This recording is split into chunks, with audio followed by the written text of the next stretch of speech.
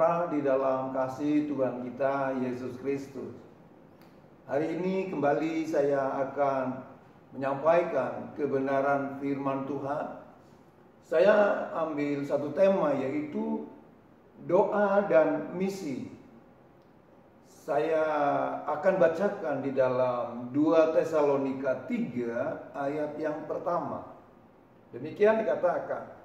Selanjutnya, saudara-saudara, berdoalah untuk kami supaya firman Tuhan beroleh kemajuan dan dimuliakan, sama seperti yang telah terjadi di antara kamu. Allah memanggil kita untuk suatu tujuan yang lebih besar, yakni melibatkan kita dalam kerajaannya. Pergilah ke seluruh dunia dan beritakanlah Injil sebagai suatu tugas akbar dalam kerajaan Allah. Itulah sebabnya kita dipanggil untuk memiliki pola pikir tentang kebutuhan terbesar dunia akan keselamatan. Doa menjadikan kita bermitra dengan seluruh orang percaya. Apa yang perlu didoakan? Alkitab memerintahkan kita berdoa. Yang pertama, mendapatkan kesempatan-kesempatan untuk bersaksi. Kita akan membaca di dalam Kolose 4 ayat yang ketiga. Berdoa jugalah untuk kami, supaya Allah membuka pintu untuk pemberitaan kami, sehingga kami dapat berbicara tentang rahasia Kristus, yang karenanya aku dipenjarakan. Di dalam Roma 1 ayat yang ke-10 dikatakan demikian. Aku berdoa semoga dengan kehendak Allah, aku akhirnya beroleh kesempatan untuk mengunjungi kamu. Kita harus bermitra dengan Allah supaya Ia berkenan membuka pintu pelayanan. Tanpa Allah membuka kesempatan bagi kita, kita tidak memilikinya. Kemudian, kita bermitra dengan sesama orang percaya supaya Allah berkenan membuka pintu pelayanan. Pentingnya kerjasama melalui doa untuk pelayanan. Tujuannya adalah supaya rahasia Kristus disampaikan kepada orang yang belum percaya sebagai kabar bagian dari Allah. 2. Mendapatkan keberanian untuk berbicara. Di dalam Efesus 6 ayat 19 mengatakan demikian. Juga untuk aku, supaya kepadaku jika aku membuka mulutku dikaruniakan perkataan yang benar, agar dengan keberanian aku memberitakan rahasia Injil. Para pelayan perlu didukung dalam doa supaya diberi keberanian berbicara Injil Kristus.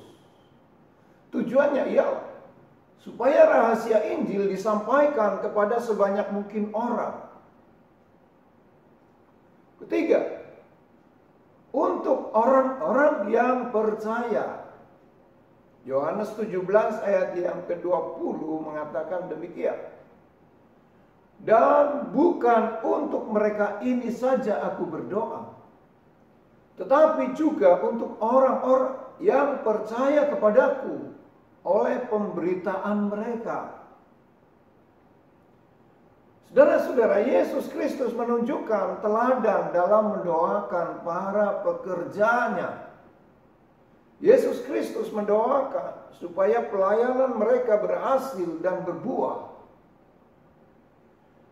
Doa sebagai bagian yang penting dalam penjangkauan dunia dengan Injil Kristus.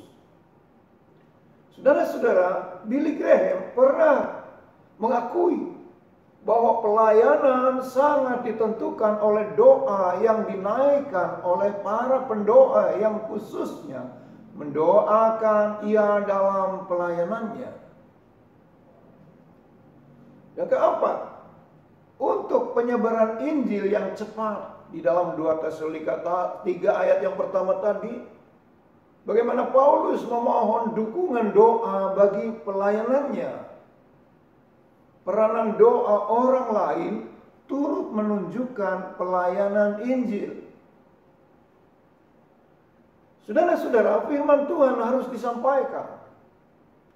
Para pekerja dilindungi dalam bahaya kejahatan.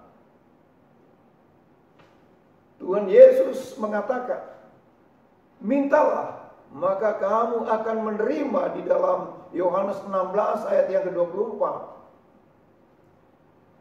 Sampai sekarang kamu belum meminta sesuatu pun dalam namaku. Mintalah maka kamu akan menerima, supaya penuhlah sukacitamu. Berdoa berarti kita memohon kepada Tuhan. Kita memohon supaya kemuliaannya dinyatakan sesuai dengan kehendaknya, dan dunia kagum akan kuasanya. Setiap orang percaya harus berpartisipasi dalam doa untuk misi, supaya pekerjaan Allah makin bertumbuh di dunia, bahkan berbuah dengan lebat. Saya akan sampaikan kesimpulan apa yang telah saya sampaikan, beberapa poin tadi. Yang pertama, doa membuat kita berjejaring dengan orang percaya di seluruh dunia. Melalui doa, orang percaya memiliki tujuan yang sama untuk melebarkan kerajaan Allah di tengah dunia ini. Yang kedua, pelayanan kita berhasil sebagai efek dari doa orang lain bagi kita yang mungkin saja kita tidak mengenal mereka. Yang ketiga, pekerjaan misi sangat ditentukan oleh doa orang percaya. Langkah penerapan praktis adalah kita harus lebih giat berdoa pada setiap kesempatan, supaya pekerjaan Allah makin luas dan menembus hati yang gelap. Demikian saudara-saudara saya sampaikan, yaitu kesimpulannya apa yang saya sampaikan firman Allah pada hari ini. Supaya kita mendapatkan sesuatu pemahaman, pengertian mengenai doa dan misi di dalam pekerjaan Allah. Kita bersyukur senantiasa. Sebelum saya mengakhiri, sebagaimana saya biasa untuk berdoa bagi saudara-saudara sekalian dimanapun berada. Dan biarlah kita senantiasa mengarahkan pandangan iman yang tertuju kepada Tuhan Yesus Kristus. Kita berdoa.